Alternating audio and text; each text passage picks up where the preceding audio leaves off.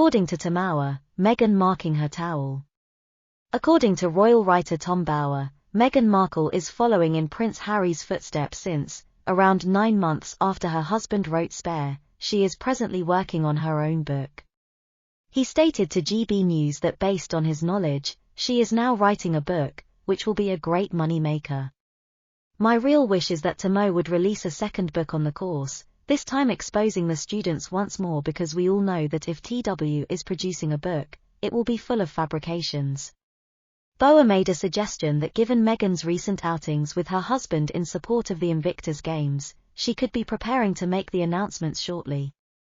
But all of what we saw last week was just media manipulation, Bowers claimed of her appearances. These are two true imposters, and what's truly terrible is that we shouldn't have to anyhow respect what they are doing in Düsseldorf. This last week has seen the most spectacular kind of complete media manipulation. The biography went on to point out that Harry's criticism of the media for not being kind to the Afghan victims was wholly fake, as well as his dancing at the Beyoncé performance, which was obviously staged to capture him hugging her. Despite tabloid reports highlighting the couple's lack of public appearances together in 2023, Harry and Meghan recently appeared together at the Invictus Games that are now taking place in Germany. Harry's gloomy expressions during previous events made headlines, and the pair have since been seen laughing and smiling together in photos. I thought this tonight, but Harry's dramatic entrance into St. George Chapel right as the Whales were doing their ceremony for Blade Queen members. Tom said, Harry is doing really good stuff in the Invictus Games, but playing on these poor victims of war to somehow promote himself in Düsseldorf, which I found to be really revolting.